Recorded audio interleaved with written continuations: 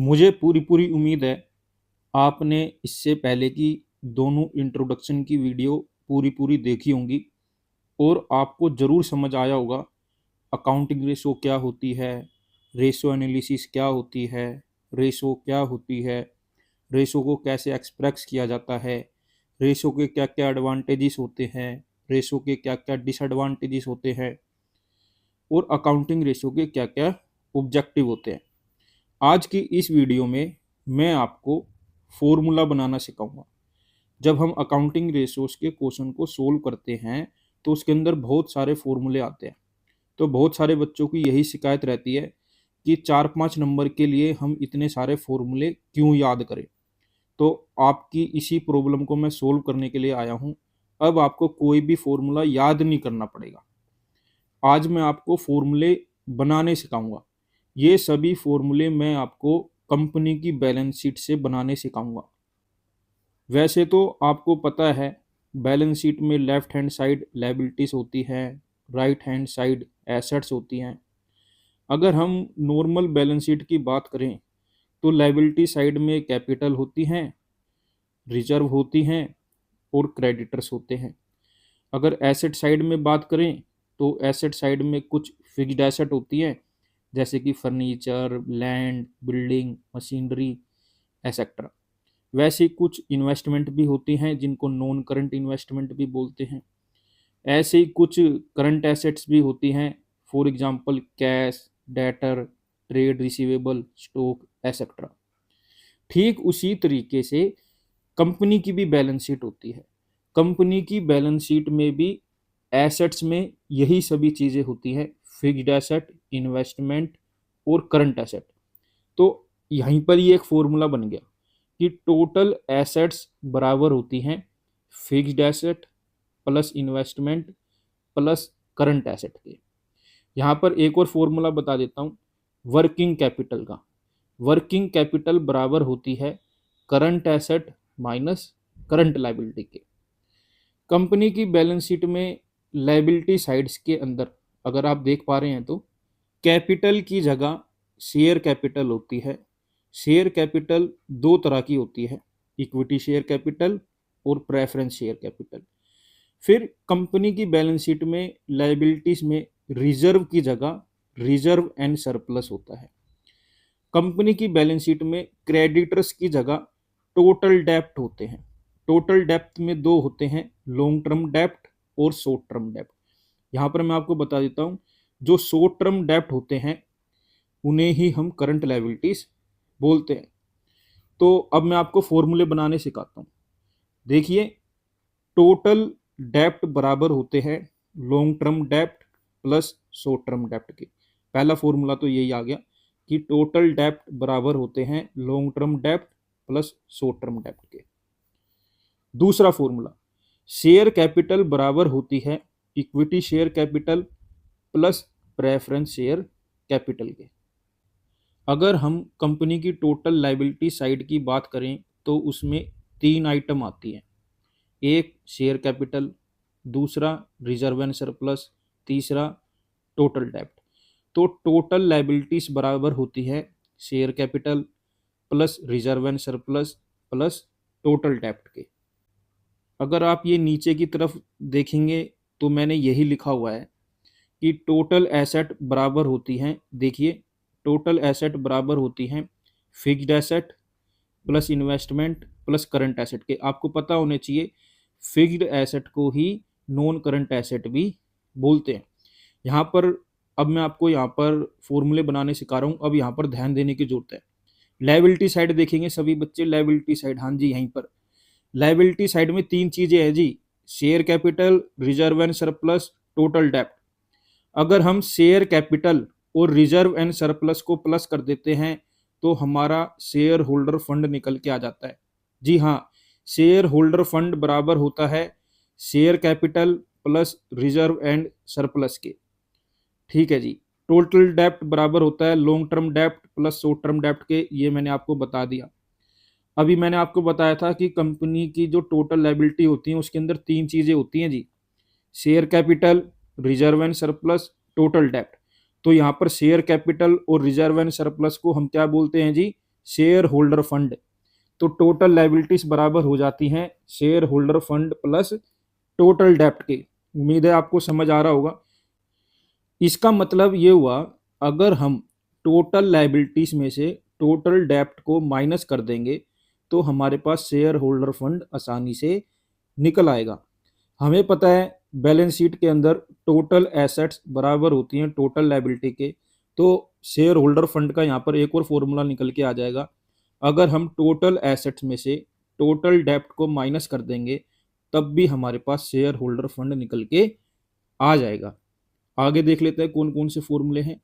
According to balance sheet total assets बराबर होती हैं टोटल लायबिलिटी के, बिल्कुल सही बात है। ये तो बैलेंस शीट का हिसाब किताब ही होता है कि इसके अंदर टोटल एसेट बराबर होती हैं टोटल लायबिलिटी के। तो टोटल एसेट्स के अंदर तीन चीजें आती हैं, fixed asset plus investment plus current asset, ये हमें पता है। तो ये टोटल लायबिलिटी का भी फॉर्मूला आ गया जी कि टोटल लायबिलिटीज बराबर होती हैं fixed asset plus investment plus current asset के। तो यहाँ पर टोटल लायबिलिटी की जगह हमने पुट कर दिया शेयर होल्डर फंड प्लस में टोटल डेप्ट। तो यहाँ से शेयर होल्डर फंड का एक और फॉर्मूला निकल के आ गया, fixed asset plus investment plus current asset minus total डेप्ट। कहने का मतलब है अगर मैं टोटल एसेट में से टोटल डेप्ट को माइनस कर दूंगा तो शेयर होल्डर फंड आ जाएगा। यही मैंने आपको अभी बताया भी था। और अगली लाइन के अंदर मैंने क्या करा, टोटल डेप्ट का फॉर्मूला लगा दिया, लॉन्ग टर्म डेप्ट प्लस में शॉर्ट टर्म डेप्ट। अब जब हम इस ब्रैकेट को खोलेंगे तो लॉन्ग टर्म डेप्ट भी माइनस का हो जाएगा और शॉर्ट टर्म डेप्ट भी माइनस का हो जाएगा। और हमें ये बात अच्छे से पता है कि शॉर्ट टर्म डेप्ट को ही क्या बोलते हैं, करंट लायबिलिटी बोलते हैं। क्या बोलते हैं, करंट लायबिलिटी बोलते हैं। तो यहाँ पर देखिए fixed asset plus investment plus current asset minus current liability minus long term डेप्ट is equal to share holder fund.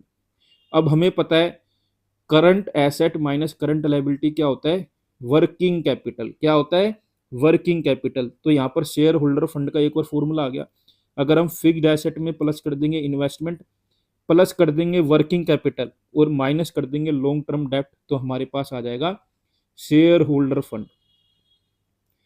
Working capital को नेट वर्किंग कैपिटल भी बोलते हैं। इसका फॉर्मूला होता है current asset minus current liability. Future में मैं शॉर्ट में यूज करूंगा WC is equal to CA minus CL। WC का मतलब है वर्किंग कैपिटल से, CA का मतलब है करंट एसेट से, CL का मतलब है करंट लायबिलिटी से। देखिए कहीं कहीं लिखा होता है gross working capital. Gross working capital का मतलब भी होता है current asset. Share holder fund का यहाँ पर फॉर्मूला लिख दिया जो कि मैंने आपको बता दिया। अगर हम टोटल एसेट में से टोटल डेप्ट को माइनस कर देंगे तो शेयर होल्डर फंड आ जाएगा। नेट फिक्स्ड एसेट का फॉर्मूला होता है fixed asset minus depreciation. Gross fixed asset को फिक्स्ड एसेट भी बोलते हैं। देख लेते हैं इसमें आगे कौन कौन से फॉर्मूले।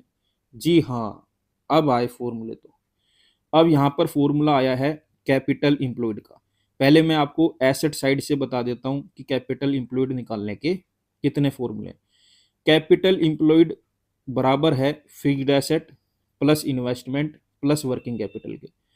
आपको क्या करना है, टोटल एसेट ले लेनी है। क्या करना है, टोटल एसेट ले लेनी है और उसमें से करंट लायबिलिटी को माइनस कर देना है। आपके पास कैपिटल इंप्लॉयड आ जाएगा। आपके पास कैपिटल इंप्लॉयड आ जाएगा। अब बात करते हैं लायबिलिटी साइड से। अगर लायबिलिटी साइड की बात करें तो आपको क्या करना है, शेयर होल्डर फंड के अंदर सिर्फ और सिर्फ लॉन्ग टर्म डेप्ट को ऐड करना है। शेयर होल्डर फंड के अंदर क्या करना है, सिर्फ और सिर्फ लॉन्ग टर्म डेप्ट को ऐड करना है। या दूसरा तरीका ये है, अगर आप टोटल लायबिलिटीज में से शॉर्ट टर्म डेप्ट को माइनस कर देंगे तो भी आपके पास कैपिटल इंप्लॉयड निकल के आ जाएगा। कैपिटल इंप्लॉयड का एक और फॉर्मूला है share capital plus reserve and surplus plus long term डेप्ट करेंगे तो आपके पास कैपिटल इंप्लॉयड आ जाएगा। आगे देख लेते हैं नेट सेल्स। नेट सेल बराबर होती है total sales minus sales return. कहीं कहीं पर सेल्स रिटर्न की जगह रिटर्न इनवर्ड भी लिखा होता है। टोटल सेल्स का मतलब होता है कैश सेल प्लस में क्रेडिट सेल। ऐसी नेट परचेस है। नेट परचेस का फॉर्मूला है total purchase minus purchase return. इसके बाद ग्रोस प्रॉफिट का फॉर्मूला है। ग्रोस प्रॉफिट का फॉर्मूला होता है net sales minus COGS. COGS का मतलब होता है कॉस्ट ऑफ गुड्स सोल्ड।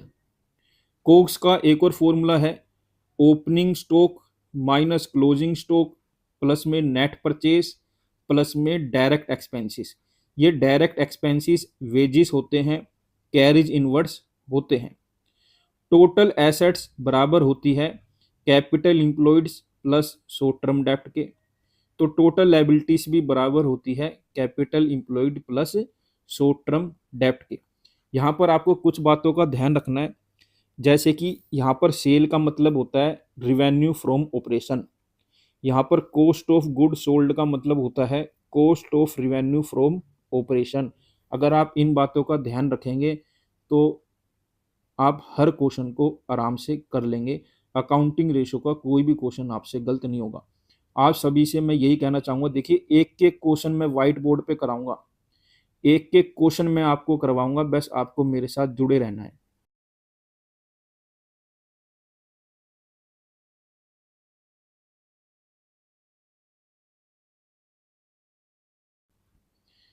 यहाँ पर मैं आपको बताना चाहता हूँ कि करंट एसेट्स कौन कौन सी हैं और करंट लायबिलिटीज कौन कौन सी है। देख लेते हैं करंट एसेट कौन कौन सी है। Current investment, short term investment, marketable securities, trade receivable, bills receivable, sundry debtor, less provision for doubtful डेप्ट करने हैं। Cash and cash equivalent, cash and cash equivalent के अंदर है cash in hand, cash at bank, cheque in hand, draft in hand. Short term loan and advances, prepaid expenses, interest receivable, accrued income, advance tax, inventories. ये सारी चीज़ें हैं जी। कुछ चीज़ें current asset के अंदर आपको इंक्लूड नहीं करनी, जैसे कि loose tools, stores and spare, patents, goodwill, trademark, computer software. इन सब को आपको करंट एसेट्स के अंदर नहीं लेना। अब देख लेते हैं करंट लायबिलिटीज कौन कौन सी है। Short term borrowings, bank overdraft, cash credit, current maturities of long term debts, trade payables, bills payables, sundry creditors, short term provisions, provision for tax, propose dividend. Other current liabilities के अंदर है interest accrued but not due on borrowings, interest accrued and due on borrowings, outstanding expenses, unclaimed dividend, calls in advance, expenses payable, income received in advance, unpaid dividend। Current liability के अंदर भी आपको कुछ चीज़ें नहीं लेनी, जैसे कि लोन, बैंक लोन, डिवेंचर्स या लॉन्ग टर्म लोन कोई भी आएगा आपको वो नहीं लेना। मेरे साथ ऐसे ही जुड़े रहिए। Thank you for watching.